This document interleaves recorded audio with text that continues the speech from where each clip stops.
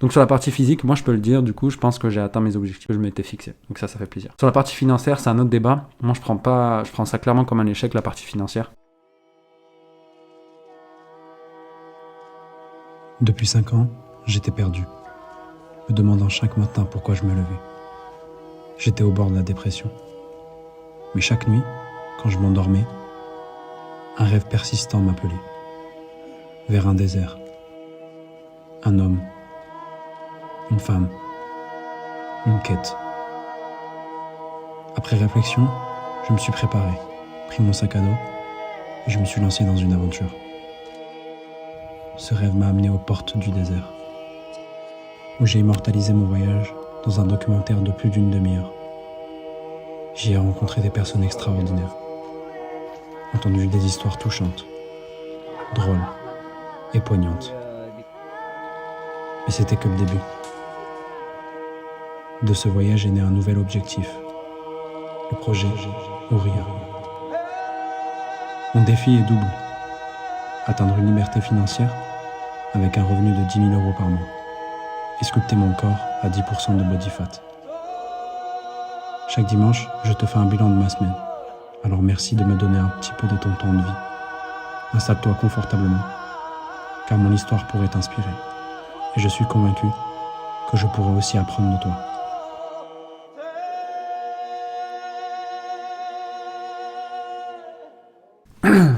Comment s'est passée mon année 2023 et comment je prévois l'année 2024. Du coup, pour faire cet exercice, j'ai repris en fait toutes les photos de l'année que j'ai prises, toutes les vidéos de l'année 2023, et je les ai regardées une par une, enfin pas une par une, mais voilà, en gros, j'ai scrollé. Du coup, j'ai préparé cette vidéo grâce à ça. Voilà. Comme d'habitude, on commence par le bilan physique. Malheureusement, j'ai commencé les mesures de mon corps, etc. à partir de mon anniversaire, donc en juillet. Mais avant juillet, en gros, ce que je peux vous dire, c'est que je me préparais en fait pour faire le voyage à pied. Donc dans ma tête, je le faisais encore à pied. Et en revenant sur les photos, j'étais clairement très gros, quoi. J'étais gros. Mon visage était rond. Ça se voyait que j'étais gras, quoi. Très gras, ça se voyait. Et du coup, après, en mai, quand j'ai entrepris la vidéo, je le disais déjà dans la vidéo à la fin, que clairement, si j'aurais pas trouvé le pote à mon frère qui m'a amené en voyage, etc. Parce que pour ceux qui savent pas, j'ai traversé le Maroc un sac à dos, en fait. Il y a un ami à mon frère on s'est rencontrés par hasard dans le bateau et il m'a aidé à finir le voyage, en gros. Et à la fin de cette vidéo, clairement, je dis que si je l'aurais pas rencontré, j'aurais pas pu finir ce voyage, tout simplement. J'étais beaucoup trop gras, quoi. Je m'en rappelle parce qu'à un moment, je rentrais dans le dernier village, à Harissani, rien que le fait de faire la gare routière jusqu'à l'hôtel, j'étais limite en nage, alors que j'avais marché peut-être que 50 mètres, quoi. Du coup, le bilan des courses au 1er janvier, du coup, sur cette année, donc de juillet à maintenant, j'ai perdu 7,30 kg en tout, ce qui est énorme pour le coup, et j'ai perdu 10% de body fat, passant de 25% de body fat à 15% de body fat. Et en parallèle de tout ça, j'ai aussi arrêté la cigarette, j'ai aussi arrêté le café, je travaille d'ores et déjà, maintenant, là, déjà depuis un mois, sur concentrer mon énergie sexuelle et tout ça pour aider à mieux se concentrer, ce genre de choses. On verra bien dans les prochaines semaines comment ça se passe. Donc sur la partie physique, moi je peux le dire, du coup, je pense que j'ai atteint mes objectifs que je m'étais fixés. Donc ça fait plaisir. Sur la partie financière, c'est un autre débat. Moi je prends ça clairement comme un échec, la partie financière. Mais c'est pas grave, tu vois, parce que j'ai beaucoup appris sur cette année et ça fait plaisir. Et du coup, je me suis un petit peu plus blindé pour l'année prochaine, quoi. Donc ça fait plaisir. Et donc si on prend toute l'année, je regarde mes notes encore une fois. Donc si on prend toute l'année, on peut noter 3 grands moments qui, selon moi, définissent un peu cette année d'un point de vue financier, encore une fois. Je prends vraiment... Là, c'est financier pur, gagner de l'argent, etc. Et le premier, du coup, ça va être mon installation au Maroc. Donc, il y a 2 parties dans celle-ci. Ça va être déjà la haute tension de mon contrat de travail au Maroc. Et la deuxième, l'installation en elle-même. Trouver un appartement, faire mes papiers, avoir ma carte nationale, faire les courses au quotidien, voilà, trouver cette habitude. Et me rendre compte que finalement, vivre au Maroc, c'est pas si compliqué que ça, finalement. S'installer au Maroc, c'est encore moins. Que ça coûte pas si cher et qu'en vrai, c'est pas incroyable, quoi. Et ensuite, une fois ça a été fait, ça a duré, on va dire, tout l'été. Ça a duré de juin jusqu'à septembre. Et en gros, après cette partie-là, un peu installation au Maroc, ça a lancé du coup le nouvel arc de ma vie, parce que au moment où j'ai posté la vidéo du projet Road to Morocco, clairement, en gros, ça a lancé un nouvel...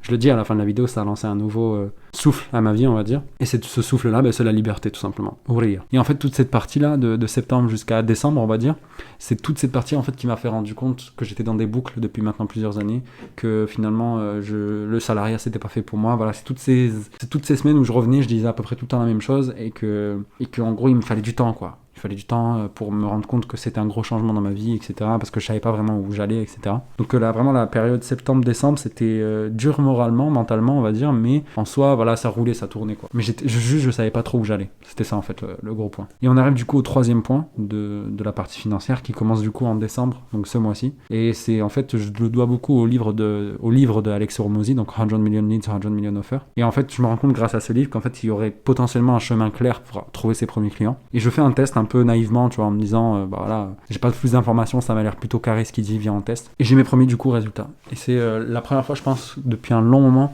que je fais un test et que j'ai des résultats assez rapidement. Ce qui fait que bah, j'ai trouvé mes tout premier client gratuit. Pour vous remettre un petit peu de contexte sur la méthode qu'il emploie, il vous demande de prendre l'endroit où vous avez le plus de contacts. Moi, c'était mon réseau LinkedIn. De tous les contacter un par un, 100 par jour, et de leur proposer des services gratuitement. Et après, ensuite, il suffit juste de délivrer comme un gros porc et les gens vont payer. Et de ce fait, j'ai trouvé mes tout premiers clients gratuits grâce à ça. Et on espère, sur 2024, vous le verrez, qu'on va les faire passer en payant, on espère. On va en trouver d'autres payants, on verra bien. Sur la partie financière, j'ai pas vraiment réussi parce que je m'étais mis en tête d'atteindre 2000 € par mois. On va passer du coup à la partie réflexion. Et je voulais commencer cette partie en citant en fait 4 grands points qu'on peut vraiment targeter en fait dans mon année. 4 grands points, ça va être le départ de France, première chose, à partir du marasme français et de tous les problèmes que ça en suit. Ensuite, ça a été la fin du salariat avec la fin de mon contrat de travail avec l'entreprise marocaine. Et enfin, ensuite, ça va être le premier test sérieux que je teste en mode business, deviens freelance, monte ton business et essaye de monter ton business et voilà, tu vas y arriver, qui marche. Ça marche. Et du coup, le dernier, là, c'est tout frais pour le coup, et ça, je suis vraiment plaisir de vous le présenter. Ça va être, du coup, mon installation à Tanger. J'ai du coup quitté ce week-end Casablanca, j'ai rendu mon appartement, etc.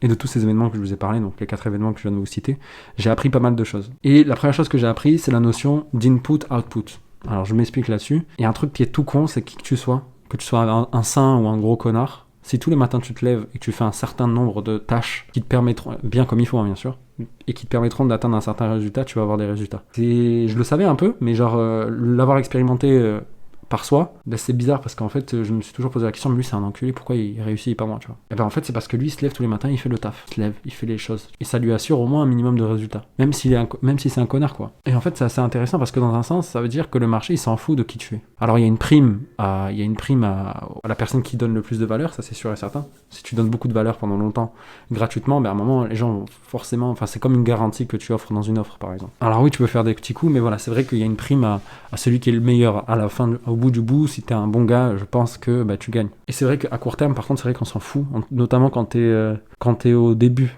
Tu vois, quand t'es au début, il faut juste envoyer du pâté et à un moment ça va venir. Mais c'est vrai qu'à long terme, si t'es un bon gars, je pense que les gens te font plus confiance, tout simplement. Même si, voilà, en vue du deuxième point que je vais vous présenter, en soi, tu t'assures quand même, malgré que tu sois un connard, tu t'assures quand même une certaine forme de business en fait qui va rentrer tout le temps, quoi. Et en fait, sur ce deuxième point, pourquoi je dis, vous allez voir sur le deuxième point, c'est que moi je pense que 70 à 80% des gens, de la population mondiale même, vivent dans des boucles et ne s'en rendent pas forcément compte. Ou du moins, ils voient pas un petit peu plus loin qu'eux. Tu vois, ils voient ce qu'ils ont en face d'eux. Alors ça, c'est pas une critique. Hein. C'est pas une critique, moi je suis totalement dedans, je suis encore en train de me battre avec ça, c'est encore un peu compliqué pour moi, mais c'est pas une critique. Tout ce que je dis, c'est que c'est pas mal flippant, parce qu'en fait, je vois de plus en plus de gens qui sont malveillants, qui eux se servent de ça pour soutirer des choses à ces gens. Il suffit de voir comment les applications TikTok, Instagram, etc. sont addictives. Il suffit de voir ça. Et du coup, c'est ça en fait. Je trouve que le premier point se relie vachement avec le deuxième, parce que en soi, si t'es un connard mais que tu fais le taf tous les jours, il y aura forcément des nouveaux cons pour acheter tes produits. Et c'est assez intéressant. C'est assez intéressant parce que tu te dis que en fait tout est une question de travail qui rentre. Tout est une usine en fait. Il y a un certain nombre de choses qui rentrent et un certain nombre de choses qui vont sortir, forcément. Avec une petite perdition. Parce qu'une usine, tu vas ramener par exemple du fer, tu veux faire un tube en fer, tu vas ramener du fer brut. Là, l'usine, elle va le travailler et à la fin, la quantité de fer brut que tu as ramené, elle sera forcément minime par rapport à ce que tu as travaillé en fait dessus, quoi. Disons que tu as ramené 1 kg de fer brut et ta barre de fer, elle va faire que 500 grammes. C'est ça que j'essaie de dire. Et donc, du coup, voilà. En gros, c'est deux choses qui s'allient. C'est le nombre de travail et le fait que les gens ne se rappellent de rien, en fait, dans un sens. Et du coup, les deux marchent plutôt bien ensemble, en fait. Donc, c'est cool. Et aussi, il suffit de voir, en fait, tout simplement les gens que j'ai contactés dans mon réseau LinkedIn, tu vois. Il y a des gens, après 5 ans, qui me détestent comme si c'était le premier jour, quoi. Et c'est bizarre, genre, je trouve ça chou. Je trouve ça incroyable, genre moi la personne je l'avais, on s'est détesté, mais genre je lui envoie un message, tu vois, il y a rien. Et elle garde cette animosité comme si j'étais encore un peu dans sa tête, et ça fait mal, genre. Et du coup, voilà, sur ce dernier point, je voulais un petit peu plus développer. Et en fait, je voulais juste développer ce point-là qui était, moi je pense qu'il y a une nature humaine profonde. Alors je m'explique. Il y a des gens, ils vont faire des vagues. Voilà, c'est naturel chez eux, ils vont faire des vagues. Quand il y a un piston qui saute, il pète un plomb. Et il y en a d'autres, ils peuvent supporter beaucoup plus de choses. Et comme je vous le disais, ça je l'ai surtout vu sur les personnes que j'ai contactées dans mon réseau LinkedIn. Il y a des gens qui sont restés dans la même boucle pendant 5 ans. Et quand tu leur envoies un message, je me suis dit, putain c'est trop bien, ça fait 5 ans qu'il est dans la boîte, ils ont sûrement trouvé leur voie. Et tu leur envoies un message et là tu vois qu'en fait ils se plaignent de fou. En fait c'est que ils ont juste fait le dos rond en fait. Ils ont fait le dos rond tout ce temps, ils ont courbé les chines en fait et je sais pas, moi je trouve ça horrible, genre. Je trouve ça horrible. Moi je pense qu'on a toujours un peu le choix. On a juste une fenêtre de tir qui est plus ou moins grande. C'est ça que j'essaie de dire en gros. Et l'objectif c'est d'ouvrir cette fenêtre de tir pour pouvoir être le plus tranquille en fait possible dans ces décisions qui sont alignées avec soi, tu vois. Et me dire qu'il y a des gens qui ont pas le choix, ça me fait peur un peu. Parce que j'ai peur de pas avoir le choix en fait. Alors la grande question maintenant c'est d'où ça vient, tu vois. Il y a en quelle proportion. Alors il y a des gens qui disent que c'est la génétique pure, que les gens sont condamnés dès la naissance. Il y en a d'autres qui vont te dire que c'est une pure construction sociale. Tu prends n'importe quelle personne, tu le mets dans le bon environnement, il va forcément devenir quelqu'un de bien. Bon, ça c'est compliqué de répondre à cette question parce qu'en fait c'est très idéologique. Que si tu dis que c'est purement génétique, on va dans les pires choses de l'humanité. Et si tu vas dans le fait que c'est toute pure construction sociale, on va aussi dans les pires choses de l'humanité. Fascisme contre communisme. En gros, si vous voulez plus de détails. Le fasciste, il va dire non mais en fait c'est pas sa faute, il est pas comme nous. Soit on l'éloigne de nous parce qu'il est pas comme nous, soit on le tue. Là on va dans les autres trucs. Et le communisme c'est la même chose mais à l'inverse. C'est pas sa faute. Du coup il faut le rééduquer et il se base des dingueries en fait dans les camps de rééducation. Moi de ce que je me suis renseigné, tout ce que je sais c'est que toutes les études, il y en a une qui sort qui va contredire l'autre, qui va contredire l'autre, qui va contredire l'autre. Donc ça me prouve vachement en fait que c'est surtout un marché idéologique en fait sur cette partie-là en fait de la science. Et franchement entre vous et moi je pense que c'est 50-50. Alors, je m'explique pourquoi c'est 50-50 pour moi. C'est que comme toute chose dans la vie, tu peux être né avec des facilités, mais c'est un continuum. Alors moi je connais des gens très extravertis qui se sont retrouvés dans des situations où ils étaient pas bien et ils se sentaient mal en fait. Et qu'ils étaient pas du tout extravertis, ils se faisaient bouffer quoi. Et en gros, moi je pense que c'est un continuum. En fait les gens, ils sont plus ou moins extravertis, ils sont plus ou moins introvertis, ils sont plus ou moins sérieux, ils sont plus ou moins... Enfin voilà, en gros ça va dépendre en fait de ça.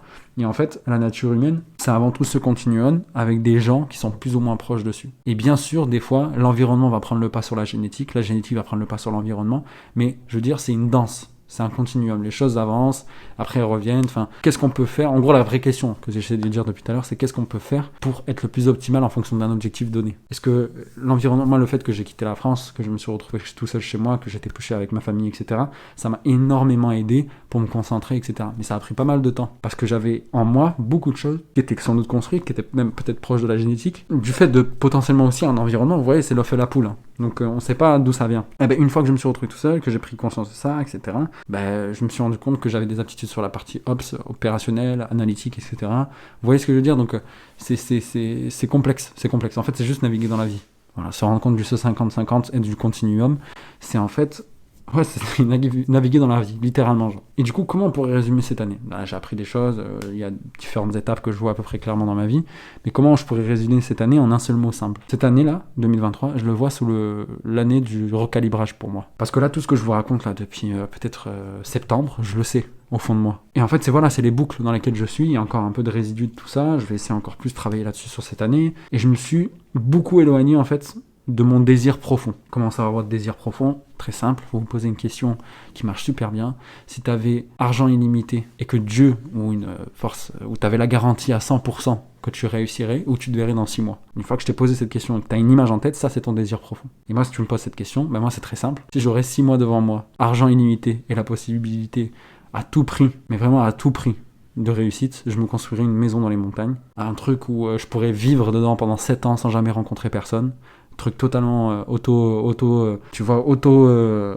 ça se gère lui-même, tu vois, je peux manger des fruits, j'aurai des containers avec de l'aquaponie dedans, un truc super technologique de fou, j'aurai un bureau qui contrôlerait tout ça le matin, je viendrai, j'aurai un rapport, voilà, tac, okay, on a autant de fruits qui ont été produits, tu vois, ce genre de choses, j'aurai des animaux, voilà, j'aurai en gros une ferme auto-gérée, où j'aurais besoin de parler à personne pour vivre. Et quand je sors ou quand je produis quelque chose pour l'extérieur, forcément j'essaie d'avoir le meilleur impact possible. Donc c'est pas juste je me reclus et je veux parler à personne, je suis un connard. C'est vraiment en mode j'ai besoin en fait de tout ce confort, si je peux me permettre, de tout ce truc où je me dis putain ça tourne, tout est carré, pour me dire ok comment je peux maintenant avoir le meilleur impact possible. Alors je sais très bien que je changerai pas le monde, mais une somme, plus une somme, plus une somme, plus une somme, je peux faire pas mal de choses. Et en gros c'est ça moi, mon désir profond. C'est être libre déjà, après ensuite connaître la vérité, et enfin, la transmettre. Tu vois, la transmettre à d'autres personnes pour qu'ils comprennent et qu'ils se rapprochent de Dieu. Liberté, vérité et Dieu. En gros, c'est ça mon objectif. C'est ça mon désir profond. Et du coup, m'étant en fait éloigné de ce désir profond pendant plusieurs années dans des choses qui me correspondaient pas, je me suis perdu. Et je suis du coup devenu dépressif, clairement, tu vois. Et il y a un acteur, tu sais, l'acteur qui joue Bruce Tout-Puissant, comment il s'appelle? Jim Carrey, je crois, c'est. Jim Carrey, l'acteur qui joue dans Bruce Tout-Puissant, il est parti un peu dans un délire un peu chamanique, il est parti en couille un peu d'un point de vue mental. Et à un moment, dans une interview, il dit, la dépression, on comprend pas le mot dépression. Alors le gars, tout le monde le regarde un peu chelou, et il dit cette phrase, il dit, dépression, ça vient de deep rest, parce qu'en anglais, depressed, ça veut dire je suis déprimé. Ça vient de deep rest, donc tu dois te reposer profondément. Et en gros, c'est vrai que quand j'y pense, il y a du bon un peu dans ce qu'il dit. Je trouve ça intéressant parce qu'en fait, j'ai pendant ces 2 dernières années, là, on va dire 5 dernières années, là, on va dire, tout était très très très très très très dur pour moi. J'étais fatigué pour rien. Alors j'avais 23 ans. J'étais fatigué de tout en fait. Tu vois, j'avais besoin d'un deep rest. Et c'est super intéressant son analogie. Et en gros, ce que j'essaie de dire, c'est que cette année, j'ai réappris pas mal de choses. J'ai réappris à réimplanter des habitudes. J'ai réappris à travailler. J'ai réappris en fait à être moi, mais il y a 5 ans. Donc le moi qui sort de l'IUT, après le lycée un peu. Et quand je regarde rien que l'année 2022, là j'ai repris mon téléphone, j'ai regardé les vidéos. L'année 2022, ça fait novembre 2021. Après, ensuite, ça fait février 2022. Donc, il y a là, clairement, je sais pas si vous vous rendez compte, il y a 4 mois de trou. J'ai pas pris de photos, j'ai rien fait sur mon téléphone. Après, ensuite, ça fait février 2022, août 2022, septembre 2022 et octobre 2022, puis ensuite janvier 2023. Ça veut dire que sur l'année 2022, j'ai littéralement vécu 4 mois. Genre, j'ai 4 mois de souvenirs sauvegardés dans mon téléphone. Et moi, je me rappelle de rien de l'année 2022. C'est-à-dire, là, tu me poses des questions, t'as fait quoi en juillet 2022, je sais pas ce que j'ai fait. C'est fou de se dire ça, quoi. J'étais dans un nuage, je me rappelle pas de ma vie en 2022. Et ça me fait flipper, genre. Bref, du coup, on oublie tout ça, l'année 2023 est terminée, et du coup, c'est quoi la suite? Bon, d'un point de vue physique, il y a 2 gros défis. Le premier, ça va être de travailler, en fait, tout ce sujet de l'énergie sexuelle, contrôler tout ça, ne plus se laisser bouffer le cerveau par ces flashs. Voilà, t'as compris, enfin, je vais pas faire de dessin là-dessus.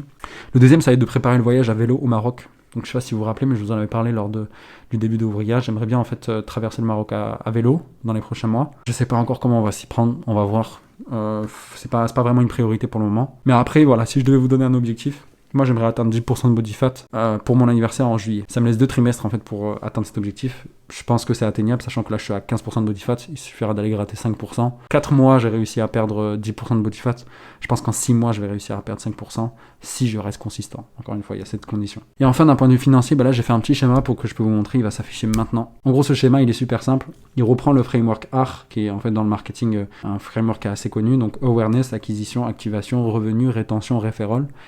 En fait, ça là, c'est le chemin que prend un prospect pour devenir client. Awareness, il est au courant de vous, vous existez, ok, super. Après ensuite, acquisition, tu le contactes, bonjour, comment tu vas, j'ai vu que tu as regardé un de mes contenus, ce genre de choses. Après ensuite, activation, ça te dirait qu'on prenne un rendez-vous ensemble. Ensuite, revenu, ça te dirait qu'on bosse ensemble. Après ensuite, rétention, ça te dirait que tu restes avec moi, je trouve qu'on a fait pas mal du bon travail, est-ce qu'on peut rester ensemble? Après ensuite, referral, est-ce que tu pourrais en parler à d'autres personnes? Enfin, tu connais pas d'autres personnes qui sont dans ton réseau qui pourraient nous aider. Et ça, en fait, c'est le chemin que prennent tous les prospects dans un business. Et en gros, j'ai placé sur ce chemin-là les différentes actions. Le premier, ça va être de produire au moins une piece of content, de produire au moins un contenu sur la partie Wise Aspirant et sur la partie normal moi, donc moi, sur LinkedIn, etc. Ensuite, ça va être, je pense que tous les jours, je vais envoyer un message à chaque personne qui sont mes abonnés sur TikTok, par exemple, et leur envoyer un message en disant « salut, j'ai vu que tu t'es abonné à moi, je suis super content, je te souhaite une bonne année », tu vois, ce genre de truc. Et en fait, ensuite, pour la partie LinkedIn, vraiment le mois normal, ça va être vraiment aller chercher 100 personnes par jour, les contacter. Donc je vais rester là-dessus, sauf que là actuellement, comme j'ai plus personne à contacter sur mon réseau LinkedIn parce que j'ai contacté tout le monde, en fait je vais aller contacter des gens à froid, donc des personnes qui sont en recherche. Et du coup il faut que j'arrive à trouver 100 personnes par jour à contacter, et ça va être compliqué parce que d'expérience je sais que c'est un petit peu complexe. Après ensuite, sur la partie activation du côté Wise Aspirant, je sais pas trop encore parce que je vais être honnête avec vous, je me trouve pas assez légitime encore pour leur dire rentre ton mail pour que je t'envoie des conseils, ce genre de trucs. Mais en vrai, moi, j'aimerais bien créer une communauté à terme. Et je pense que je vais le mettre maintenant, vous savez quoi. J'ai envie de créer une communauté cette année. Une communauté de mecs comme moi qui essaient de s'en sortir et qui veulent tu vois, genre un Discord, je sais pas, n'importe, tu vois. à voir. Pour l'activation d'un point de vue LinkedIn, moi j'aime bien cette phrase qu'il donne dans le livre Alexandre Mozy, c'est « Give in public, ask in private ». Donc en gros, c'est produire du contenu sans jamais rien demander, mais pas de call to action, rien, tu vois. Juste tu produis du contenu et de la valeur. Tout le temps, tu produis. Et en fait, va chercher les gens, tu leur envoies un message « Salut, j'espère que tu as bien aimé mon contenu, etc. » Et ils sont beaucoup plus aptes à t'ouvrir en fait. En fait, les gens, c'est vrai, on me l'avait déjà dit avant que je lise le livre de Alexandre Mozy, les gens, ils sont plus aptes à dire oui en fonction de la valeur que tu leur as déjà donnée. C'est super bizarre en vrai, mais je trouve ça sympa, tu vois, en vrai comme phrase. Et après ensuite, sur la partie revenu, rétention et referral, ça tient juste d'un truc, c'est les aider. Encore et encore, délivrer fort, bien, tu vois. C'est vraiment travailler, avoir le meilleur delivery possible. Et en fait, l'objectif de tout ça, qui bien sûr est bloqué dans un grand système qui est en fait les routines, la discipline, le focus, etc. Sur un facteur temps, donc ça, vous voyez en bas, il y a écrit time. En fait, l'objectif, ça va être de construire ce qu'on appelle un emergency fund, un fonds de sécurité, un fonds d'urgence, si je peux me permettre. Et en fait, il est de 10 000 euros pour moi. Pourquoi ? Parce que, on va même mettre 12 000. Parce que 1 000 euros, c'est ce qui me permet de vivre ici au Maroc convenablement. Et donc du coup, moi je voudrais avoir entre 6 à 12 mois de côté dans un compte en cash ou dans d'autres trucs très liquides. On verra ça à ce moment-là. Et ça, en fait, j'aimerais l'avoir de côté pour pouvoir en fait tout simplement me dire ok, j'ai 6-7 mois devant moi, j'ai 1 an devant moi en cash, au cas où il y a un gros souci, je peux le retirer et au moins je suis bien, je peux me rebondir. Tu vois, en 1 an, je pense que je peux aller trouver des nouveaux clients, tu vois. Et une fois que j'aurai ça, je vais commencer à investir. C'est seulement après avoir construit ce fonds de sécurité. Je vais commencer à investir et bien sûr, tout ça, on va investir d'un point de vue islamique, pour pas qu'il y ait de problème par rapport à ça. Et enfin, l'objectif, vous le connaissez depuis un moment, c'est atteindre 10 000 euros par mois en passif, donc que j'ai plus rien à faire, et surtout avoir un corps en bonne santé. Et tout ça, cet objectif-là, pourquoi passif, pourquoi freedom ? En fait, freedom, ça va être la capacité, elle repose sur une chose, c'est la capacité financière. Dans le monde dans lequel on vit aujourd'hui, si t'as pas d'argent, c'est chaud, tu vois, pour être libre. Tu peux l'être, mais tu vas être Diogène de Sinope, et il faut que tu oublies ton confort. Il faut que tu oublies le confort et il faut que tu oublies aussi le confort au global, donc le confort social, le fait que tu aies des potes. Après, tu peux trouver des potes, tu vois, quand tu regardes l'histoire de Bouddha, il a trouvé des mecs alors qu'il était dans le délire. Mais après, je sais pas, tu vois, c'est une vie de punk moyen, tu vois. Moi, ça me plaît pas, tu vois. J'ai envie d'avoir un minimum de je suis pas gourmand, mais j'ai envie d'avoir un minimum de confort pour mettre bien une famille, tu vois, par exemple. Tu vois. Et du coup, voilà, sur la partie financière, si je dois me donner un horizon de temps pour cette partie-là, donc l'emergency fund, commencer à investir, je me laisse 3 ans. Même si je pense que je pourrais y arriver un petit peu avant, si je continue comme ça. Moi, je me laisse 3 ans, on va voir. Et sinon, si je dois vous donner un objectif un peu plus court terme, ça va être, moi, j'aimerais bien avoir, encore une fois, mes premiers clients payants avant mon anniversaire. Voilà, ça serait ça. Et en vrai, qu'est-ce que j'aimerais dire en fait pour conclure cette vidéo ? Que sur la partie réflexion, en soi, je suis serein pour la suite, ça, il n'y a aucun souci là-dessus. Même s'il y a des difficultés, etc., et que je sais pas trop si je vais réussir à avoir mes clients, je sais pas, je pense que je sais où je vais après. Et ça fait plaisir, ça fait vraiment du bien. Ça te permet de tenir en fait, tout simplement. Quand tu sais que tu fais les bonnes choses, quand tu as l'impression d'avoir fait les bonnes choses, de donner le maximum, tu le fais en fait. Tous les matins tu te lèves, tu contactes 100 nouvelles personnes. Franchement, il y a peu de chances que tu trouves pas de clients, tu vois. Après, moi, ce qui me fait un peu peur pour la suite, ça va être vraiment la partie de delivery d'un point de vue financier. Comme j'ai pas de sous, j'ai pas vraiment d'upfront, après je peux apprendre, hein. Je pense que je peux trouver des mecs qui peuvent être super intéressants, qui peuvent permettre de mettre en place un bon service, tu vois. Ça, je peux le travailler là-dessus. Mais franchement, c'est vrai que là, je sens qu'en 24 heures, c'est très compliqué. Très compliqué de faire ça. Et je comprends les gens qui tapent sur la santé en fait. C'est la première réserve que tu peux aller chercher pour être plus productif. Et j'ai pas envie de ça vraiment. Ça me fait peur. J'ai pas envie de rogner sur mon sommeil, de vraiment aller chercher tous ces trucs qui sont vraiment essentiels en fait pour ta performance. Je sais qu'à court terme ça marche, hein, mais à long terme tu vas te faire forcément bouffer. Et j'ai pas envie que ça devienne une tare en fait. Je veux que travailler dur. Je sais que ça va être compliqué. Mais je veux pas que ça devienne un truc qui est en fait le pogrom, quoi. Je me fais mal à moi-même, je me flagelle. Tu vois, ça serait ma première inquiétude. La deuxième inquiétude, c'est que si je dois rentrer en France, est-ce que ça va mal se passer, notamment chez moi, à la maison ? Mes parents me disent que ils s'en foutent que si je rentre, etc. Mais je sais pas, ça me fait peur parce que franchement, depuis que je suis parti de la maison, ça fait du bien, genre je suis bien. Même si c'est dur, même si j'ai perdu du confort de fou, même si j'ai perdu plein de choses, je me sens bien parce que je peux faire un peu ce que je veux, tu vois. J'ai pas besoin de me répéter sur des choses, de penser à quelqu'un d'autre, tu vois. Je pense qu'à moi et je suis bien, tu vois. Et je pense que c'est ça en fait, quand tu quittes la maison, tu perds en confort mais tu gagnes en liberté. Et après quand tu es à la maison, tu perds tu gagnes en confort de vie, hein, de matériel, mais tu perds en liberté et notamment en santé mentale. Tu perds ça, c'est vrai. Et en fait des fois on se comprend pas parce que tes parents ils sont peut-être d'une autre génération, etc. Ils comprennent pas trop ce que tu veux faire. Et pour leur faire plaisir, pour être bien à leurs yeux, tu vas faire des choses qui sont pas forcément alignées avec toi, tu vois. Sachant que ce que tu veux faire, c'est pas... Je veux pas devenir braqueur, quoi. Ça, c'est un truc que j'ai jamais compris. Quand t'as un enfant qui veut... Moi, demain, j'espère, tu vois, si j'ai un enfant, ben, s'il me dit qu'il veut être entrepreneur, ben, je ferai tout pour le soutenir et le pousser, tu vois, en disant, pas forcément lui donner des encouragements, mais en allant même un peu plus loin, en disant, écoute, là, tu vas galérer pendant 6 mois, faut que tu fasses ça tous les jours, tant d'actions par jour, et reste à la maison pour économiser, tu vois, genre... Je le mettrai dans des conditions pour qu'il puisse réussir, tu vois. Et ça n'a pas été toujours le cas chez moi. Mais après, je suis très reconnaissant de ce que font mes parents. Je suis très heureux d'avoir des parents, les parents que j'ai. Ils m'ont beaucoup appris, ils m'ont jamais vraiment poussé dans un endroit. Pour beaucoup de personnes, ça va être très bizarre pour eux d'avoir des parents qui n'ont pas été là pour leur dire ouais, tu devrais faire ça et ça. Donc ils n'ont pas été sur ce point-là. Mais je dois être honnête que moi personnellement, ça a été cool parce que j'ai pu choisir ce que je voulais faire. C'est plus sur la partie soutien. Je vois, c'est vrai que c'est compliqué parce qu'ils comprennent pas en fait, tout simplement. Ils comprennent pas ce que je fais, tout simplement. Et c'est aussi pour ça que je fais des vidéos, je vais être honnête avec vous. C'est en partie pour ça que j'ai commencé les vidéos, c'est que je voulais en fait montrer à mes parents en fait ce que je faisais au quotidien pour leur faire comprendre ce que je faisais.